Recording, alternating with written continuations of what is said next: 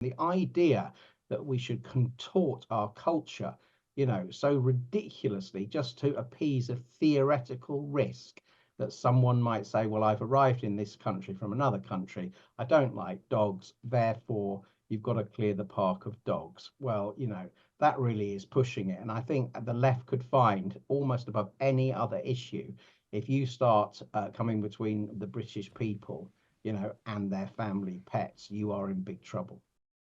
But look, the madness just goes on.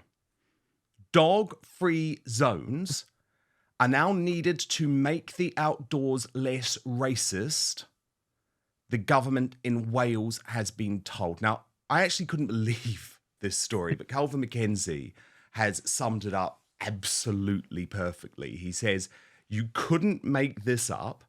Two organisations, the important North Wales Africa Society, not sure it has a southern branch, and Climate Cymru ethnic minorities have urged the Welsh Government to create dog-free zones to make the outdoors less racist.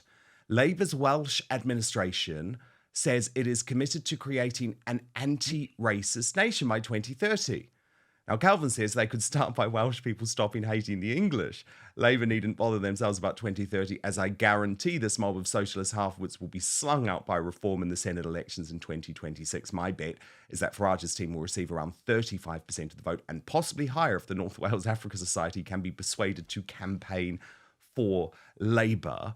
But Patrick O'Flynn, can you believe this? I mean, how on earth can walking your dog outside be at all linked with colonisation? And even if it is, why on earth should we decolonise? That is one of the most beautiful English traditions, taking your dog for a walk outside. Completely. And as an occasional jogger, sometimes I would myself be grateful for a dog-free area, but that's got nothing to do with racism. I did a bit of research on this afternoon. There are some branches of Orthodox Jewry and of Sunni Islam that allegedly regard dogs as, unclean animals.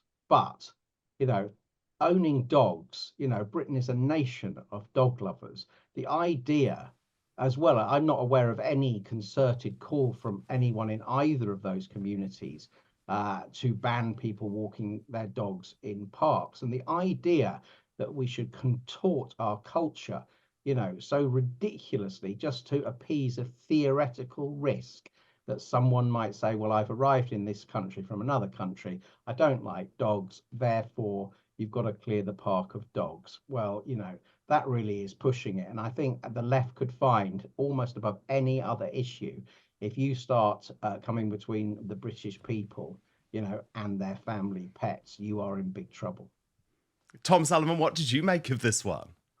I think Patrick has just made a very good point, and it's not just in this case. I notice it all the time. I mean, I'm technically half BAME myself, not that I ever think of that or would describe myself in such a ridiculous way.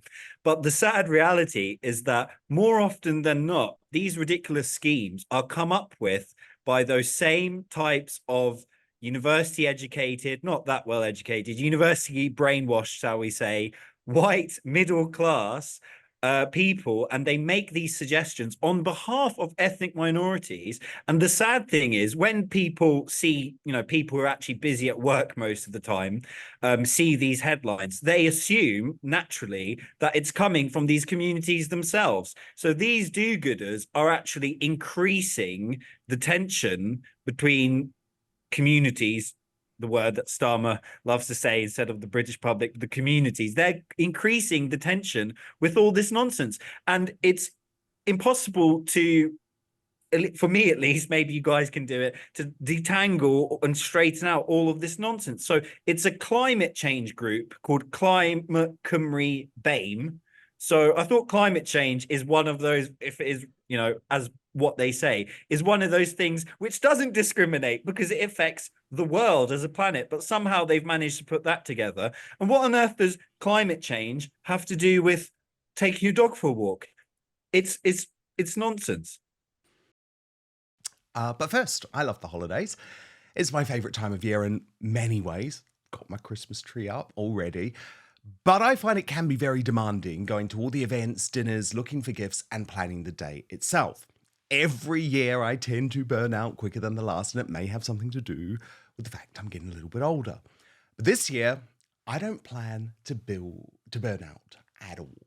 Getting older is inevitable, but feeling older isn't. As we get older, our body's ability to create energy declines, but recent scientific discoveries have found we can actually increase our energy levels in our cells by taking something called NMN.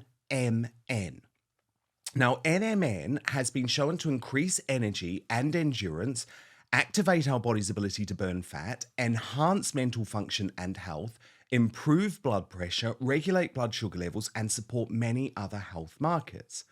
Finding high quality, pure NMN is hard though, so that's why I use Verso. They conduct third-party testing for each batch produced to guarantee you get what you paid for. It contains the highest quality NMN and other research-backed ingredients that have been shown to increase energy levels and slow down aging. After taking Cellbean for some time, I feel like a younger version of me. I've noticed more energy, enhanced endurance, improved cognition, fat loss, better sleep, and if I do get a cold, I recover faster. So click on the link in the description on YouTube and Rumble, or head on over to www.ver.so and use the coupon code Outspoken when you check out to save 15% off your first order. I'm just going to repeat the website address, www.buy.ver.so/outspoken, and use the coupon code Outspoken. It really is. It really is nonsense. And can I just add one very quick thing? Honestly, I tried, I forget, but I tried to make this point as much as possible. All of these stories, I know, we laugh and we cry because if you didn't laugh, you would cry. But it's not funny at all in the sense that I think this is becoming a national security risk, because I can tell you, as someone who speaks a few different languages and monitors foreign media, these types of stories are covered in Russia, in China, in many other countries which we consider adversarial, and the reaction there is not, oh, isn't that bad? The reaction is, oh my God, what type of state is this? They're very weak. This is a collapsing society. The authorities and the people in power in this country are not serious, and that emboldens them to be hostile against us. And I think that's very true. Yeah, I do think that's a good point, actually. The report itself is absolutely ridiculous, though. I just want to share with you what Richard Littlejohn had to say about it in the Daily Mail. He wrote, "The justification for creating dog-free zones is not fully explained, although during a focus group set up, one black African female stated that she feels unsafe in the presence of dogs. Others were traumatized by seeing dogs fouling on the floor. It's what dogs like bears do in the woods. Where else are they supposed to go?" The report also states some participants expressed apprehension about visiting the countryside owing to their racial or religious identities. Goodness me, Patrick. Well, this is sort of picks up on BBC Country File from a year or two back, doesn't it? About, is the countryside racist? And apparently, if you don't have, the set proportion of minority ethnic people among your ramblers and picnickers, that means you are racist. The idea that people, according to their own cultural norms, do the sort of stuff they like, and some groups like the countryside more than others, that is just not allowed anymore. Everything has to be measured, done by proportion. Expensive public sector schemes have to be invented and funded to try and equalize things. I mean, I'm quite heartened that I think the peak of that has passed. And, this is part of the stuff which cost Kamala Harris and the Democrats so dear in America. And I think some of the woke left across the world are now waking up to the fact that they usually say, oh, it's the right starting a culture war. But, some of their more absurd positions have been noticed by people with common sense, which still, I'm glad to say, is most people in most Western societies. And, the Welsh elections, 2026, if these kind of stories are still in circulation, I can see Reform actually winning those elections. There'll be a cry of fury, because Wales, most Welsh people are pretty socially conservative, full of common sense, and they must be tearing their hair out. Yeah. At these Well, especially given you can only drive 20 miles per hour. Yeah. I mean, look, this is nuts. It's completely nuts. And I think, Tom, you're completely right to point out that BAME people or ethnic minorities, however you want to put it, the vast majority of them are completely opposed to this too. And we saw that with Trump in America, didn't we? Real growing support amongst Latino communities, amongst young black people who are just completely sick of utter mad wokery when they see their country crumbling around them.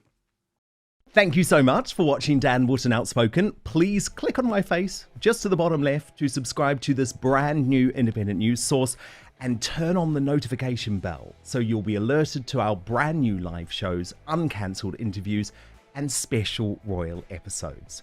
Outspoken is also now available as a podcast, so you can listen to the show every weekday on the go, wherever you are.